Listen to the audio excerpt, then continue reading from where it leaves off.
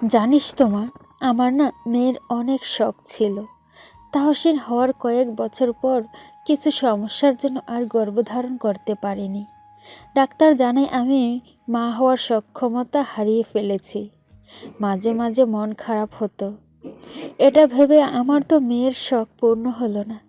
তখন তোর শ্বশুর বলতো, ছেলেটাকে ভালোভাবে মানুষ করো, একদিন ছেলের বউ এসেই তোমার মেয়ের শখ পূরণ করবে।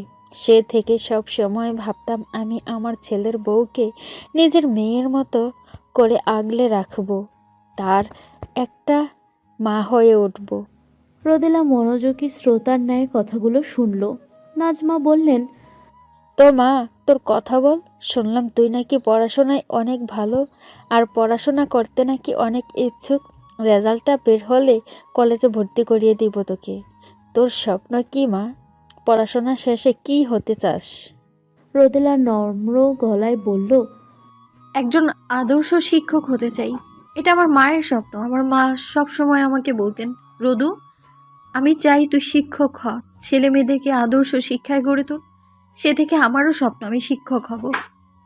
নাজমা বেগম চায়ের কাপে শেষ চুমুক বসিয়ে বললেন, রোদেলা তোর মা কি করে মারা গিয়েছিল? মাথা নিচু করে বলল, ক্যান্সারে। আমার তখন 11 বছর বয়স। মাকে এই মরণবেদী ক্যান্সার ধরে বসে। তখন সেভাবে জানতামও না এই রোগের কথা। মায়ের প্রায় সময়ই আমায় বুকে জড়িয়ে কাঁদতেন। আমাকে সব সময় বলতেন, রদু, ভালো করে পড়াশোনা করবি, নিজের নাম গড়ে তুলবি, কারোর সাথে উঁচু বাক্যে কথা বলবি না। কেউ যদি তোকে কটু বাক্য বলে, তুই চুপ করে সেখান থেকে প্রস্থান নিবি। তবুও মুখে মুখে তর্ক করবি না, যাতে কেউ তোর মায়ের শিক্ষায় আঙুল তুলতে না পারে। নিজেকে এমনভাবে করে তুলবি যেন মাকে ছাড়াও দিব্যি বেঁচে থাকতে পারিস। জানেন, আমি না আমি না তখন মায়ের এত শক্ত কথা বুঝতাম না। বুঝতে পারতাম না কেন মা আমাকে এইসব বলে। মাকে ছাড়া আমি থাকতে পারবো নাকি? এও আবার সম্ভব? মা যখন বলতেন মাকে ছাড়া থাকা শিখতে, তখন আমি মাকে শক্ত করে জড়িয়ে ধরে রাখতাম। মনে হতো যেন ছেড়ে দিলেই মা পালাবে। যেদিন চাচি থেকে মায়ের রোগ সম্পর্কে জানতে পারলাম, সাথে আরও জানলাম এই রোগ হলে মানুষ বাঁচে না, সেদিন মাকে জড়িয়ে সে কি কান্না! হাউমাউ করে কান্না করেছি আমি। মাকে হারানোর যন্ত্রণায় যেন তড়পে তড়পে খেয়েছে আমায়। মা সেই দিনও আমার মাথায় হাত বুলিয়ে দিতে দিতে নিশ্চুপে চোখের পানি ফেলেছেন। এরপর থেকে একটা মুহূর্তের জন্যও মাকে কাছছাড়া করতাম না, যেন ছেড়ে দিলেই মা আমায় ফাঁকি দেবেন। স্কুলে অবধি যেতে চাইতাম না। মা জোর করে স্কুলে পাঠাতেন, বলতেন কোথাও যাবেন না। অথচ মা ঠিকই আমায় ফাঁকি দিলেন। যেদিন মা মারা গেল, তার আগের দিন রাতে মাকে নিয়ে বেশ বাজে একটা স্বপ্ন দেখি। পরের দিন মা জোর করলেও আমি স্কুলে যেতে নাকচ করি, কান্না করা শুরু করি। মা আমাকে সেই দিনও অভয় দিয়ে বলল, আমি স্কুল থেকে ফিরে মাকে দেখতে পাবো, মা মাকে জড়িয়ে ধরতে পারবো। মা পরম যত্নে আমার মাথায় হাত বুলিয়ে দিলেন। আর যদি স্কুলে না যাই, তবে মা আমার সাথে আর কখনো কথা বলবে না। সেই ভয়ে আমি সেদিন স্কুলে যাই। কিন্তু মা তো মায়ের কথা রাখলো না। বাসায় ফিরে মাকে আমি জড়িয়ে ধরলাম ঠিকই, কিন্তু মা তো আমার মাথায় হাত বুলিয়ে দিল না। মা বলেছিল স্কুলে না গেলে আমার সাথে কথা বলবে না, কিন্তু আমি তো স্কুলে গিয়েছিলাম। তাহলে কেন মা আমার সাথে কথা বললো না? কেন মা মা বলে চিৎকার করে ডেকেও মায়ের সাড়া পেলাম না আমি? মা কেন সাদা কাফনের কাপড়ে নিজেকে আবদ্ধ করে আমাকে তার থেকে চিরতরে দূরে সরিয়ে দিল? কেন করলো এমনটা মা? কথাগুলো বলতে বলতে রোদেলার ডুগরে কেঁদে ওঠে। ওর কথা শুনে নাজমা বেগমেরও চোখ ছলছল করে ওঠে। নাজমা বেগম রোদেলাকে নিজের বুকে পরম মমতায় জড়িয়ে নেন।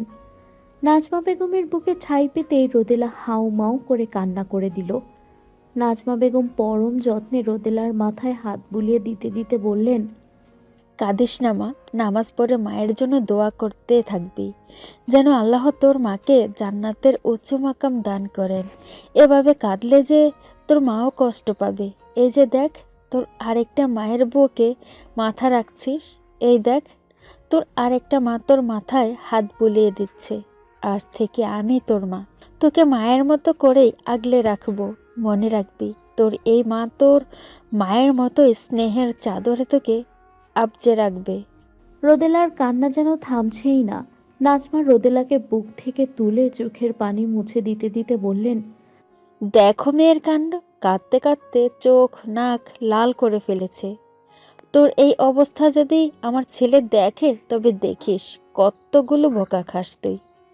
তখন কিন্তু আবার বিচার ঠুকতে আসিস না যেন। ওই ছেলের বিচার করতে গেলে উল্টো ছেলে আমাকে শাসন করে ঘরে পাঠিয়ে দিবে। তোকে বাঁচানোর মতো কিন্তু কেউ থাকবে না। হুম হুম। তাহসিনের কথা শুনে রোদেলার কান্না থেমে গেল। লোকটা যে আসলেই খুব জেদি, আর বাড়ির সকলকে যে সে তার কড়া শাসনে রাখে সেটা সে নাজমা বেগমের কাছ থেকেই জেনেছিল। তার সব কিছু নিয়ম মাফিক হতে হবে, নিয়মের এপার ওপার হলেই রেগে একদম বোম। তার ভাবনার মাঝেই হঠাৎ রুমে তাহসিনের আগমন ঘটল। তাহসিন বলল, এখন আর বিচার ঠুকে কি হবে? কান্না করে তো অবস্থা দফা রফা করেই ফেলেছে।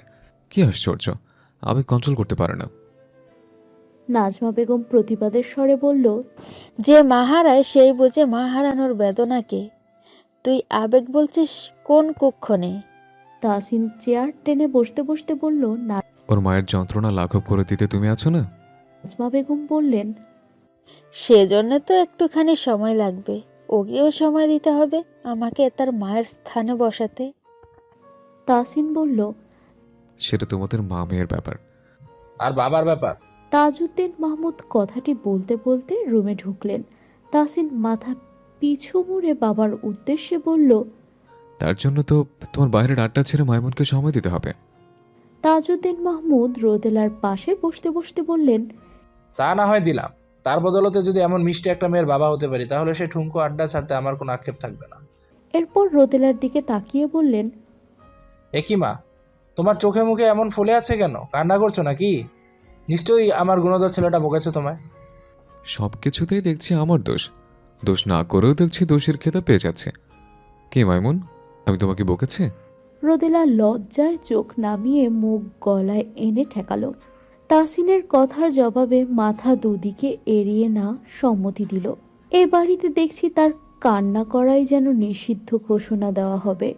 সত্যি ভাগ্য করেই সে এমন বাবা মা স্বরূপ শ্বশুর শাশুড়ি পেয়েছে। স্বামীটাও মন্দ নয়, সেটা ভেবেই ঠোঁট চেপে মুচকি হাসল। রাত তখন 12টা। 10টার দিকেই খাওয়া দাওয়া শেষ করে রোদেলা আর তাহসিন ঘুমোতে এসেছিল।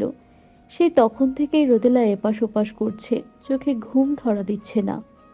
পাশে ফিরে তাহসিনের দিকে পলকবিহীন তাকিয়ে রয়। তাহসিন শটান হয়ে শুয়ে আছে। রোদেলার কেন জানি খুব কান্না পাচ্ছে, চোখ কেমন ছলছল করে উঠছে। আগামীকাল থেকে তো আর এই লোকটাকে বিছানায় পাবে না, লোকটাকে দেখবে না। এই যে গত 2 রাতে লোকটার হাত মুঠোতে পুরে ঘুমিয়েছে, আগামী রাতে কি করে ঘুমাবে সে? সেসব ভেবেই রোদেলা কেমন গুমট ভাব ধরে আছে।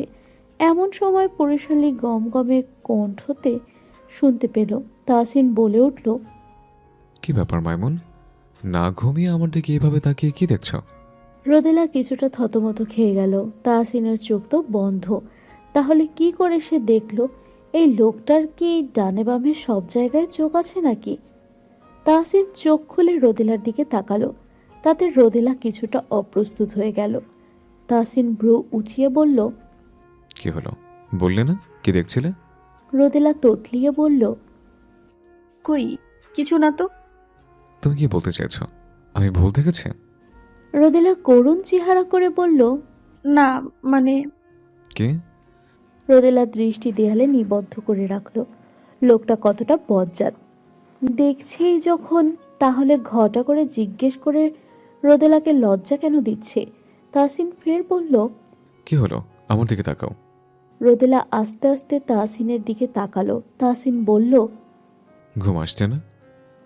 রোদেলা দুদিকে মাথা নাড়ালো, যার অর্থ ঘুম আসছে না। তাহসিন বলল, বাইরে হাঁটতে যাবে? রোদেলা বলল। এত রাতে? তাহসিন উঠে বসলো, বলল, চলো বাগানে যাব। রোদেলা পরনের শাড়ি ঠিক করে বিছানা থেকে নামলো। অতঃপর তাহসিনের পিছু পিছু যেতে লাগলো। তাহসিন বাগানে এসে থেমেছে, বাগানের বেঞ্চিতে বসলো। রোদেলা তার পাশেই দাঁড়িয়ে রইল। তাহসিন ইশারা করলো বসার জন্য। রোদেলা দূরত্ব রেখে বসলে তাহসিন বলল, কাছে এসে বসো মাইমুন। রোদেলা কিছুটা দূরত্ব কমিয়ে বসলো। বাকিটা দূরত্ব তাহসিন ঘুচিয়ে নিল। তাহসিন এতটা কাছাকাছি আসায় রোদেলার প্রাণ পাখিটা যেন উড়ে যাওয়ার উপক্রম হয়েছে। তাহসিনের পুরুষালী গন্ধ এসে নাসারন্ধ্রে বেদ করে যাচ্ছে। তাতে যেন তার হৃদস্পন্দন থমকে যাচ্ছে। নিজেকে বহু কষ্টে সামলে নিল, তবে তাহসিনের পরের কথাটুকু শুনে নিজেকে সামলানো কষ্টকর হয়ে গেল। হাক্কি স্বরে বলল, মাইমুন, তোমাকে কি আমি একটা চুমু খেতে পারি? হুট করে এই কথাটি শুনে যেন রোদেলা নিঃশ্বাস নিতে ভুলে গেল। তার শরীর যেন অসাড় হয়ে আসছে। তাহসিন ফের বলল, চিন্তা করো না, শুধু একটা চুমুই খাবো, যদি পারমিশন দাও তবেই। রোদেলা চোখ বন্ধ করে নিল। আসার পূর্বে তার চাচি বারবার বলে দিয়েছে, স্বামীর আবদার যেন না ফেলে। স্বামী যা বলে সবটা যেন অক্ষরে অক্ষরে পালন করে, এমনকি কাছে আসতে চাইলেও যেন বাধা না দেয়, নয়তো পুরুষ মানুষের অসন্তোষ প্রকাশ করবে। রোদেলা চোখ বন্ধ করে মাথা উপর নিচ করে বোঝালো সে সম্মতি দিয়েছে। রোদেলার সম্মতি পেয়েই তাহসিন তার দুই হাতের আঁচলে রোদেলার অনন টেনে এনে নিজের অধৈর্যরা বাড়িয়ে দিয়ে রোদেলার কপালে গাঢ় একটা চুমু খেলো। এই প্রথম ছোঁয়াতে রোদেলার পুরো পৃথিবী যেন দুলে উঠল। এ কেমন অনুভূতি! তার বুক সমান তালে ধরফর ধরফর করছে। তাহসিন রোদেলার অবস্থাটা বুঝতে পারল। তাহসিন বলল, আমি আগামীকাল চলে যাব কর্মস্থলে, যে আমি হয়তো তোমাকে তেমন একটা সময় দিতে পারবো না। কাজের চাপে পড়ে গেলে দিন দুনিয়া সব ভুলে বসে ফোনে হয়তো তেমন কথা বলতে পারবো না। তোমার কিছু প্রয়োজন কিংবা কোনো সমস্যা হলে মাকে জানাবে, কোনো সংকোচ করবে না, ঠিক আছে? রোদেলা মাথা কাত করে বুঝালো, ঠিক আছে। তাহসিন ফের বলল, ঠিক মতো খাওয়া দাওয়া করবে। রোদেলা এবারও মাথা কাত করে সম্মতি দিল। তাহসিন গলা খাকারি দিয়ে বলল, চলো তাহলে ঘরে যাওয়া যাক, বাইরে ঠান্ডা বাতাস বইছে, ঠান্ডা লেগে যাবে, চলো। রোদেলা উঠল।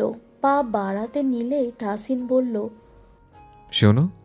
রোদেলা দাঁড়ালো, মাথা ঘুরিয়ে তাহসিনকে শুধালো। জি বলুন। তাহসিন রোদেলার চোখের দিকে তাকিয়ে বলল, আমার সামনে সবসময় এভাবে শাড়ি পরে থাকবে, শাড়িতে তোমাকে বেশ মিষ্টি লাগে দেখতে।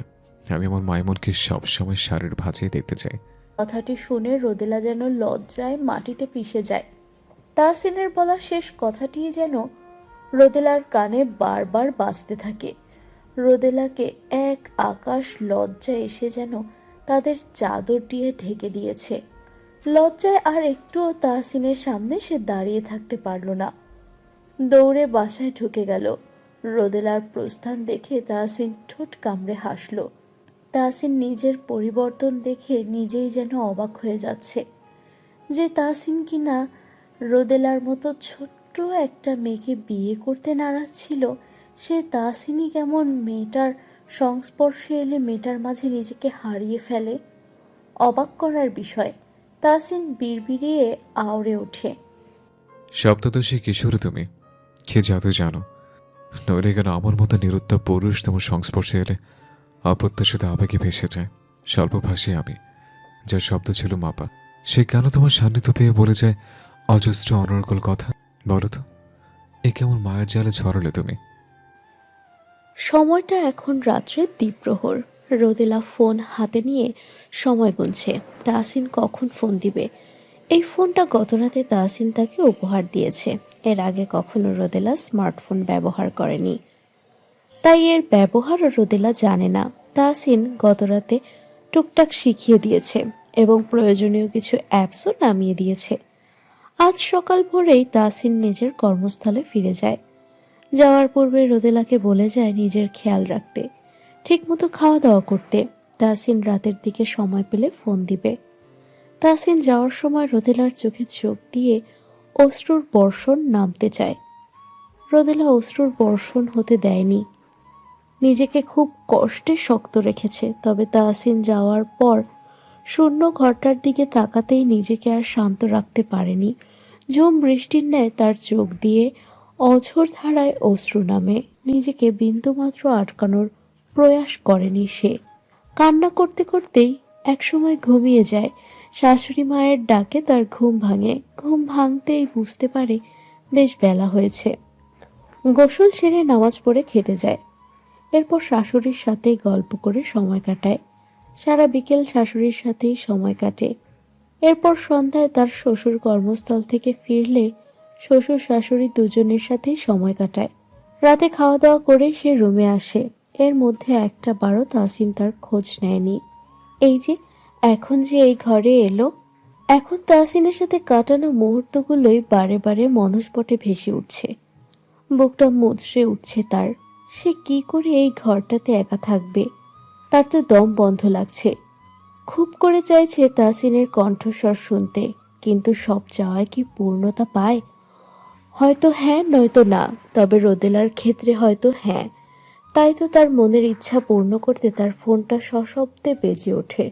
ফোনের স্ক্রিনে জনাব মাহমুদ নামটি ভেসে উঠেছে। রোদেলার অনন থেকে মন খারাপ সরে গিয়ে জোর জুড়ে প্রশান্তির হাসি বয়ে গেল। খুশি মনে ফোন রিসিভ করে নিম্ন স্বরে সালাম ঢুকলো। তাহসিন সালামের জবাব নিয়ে শুধালো,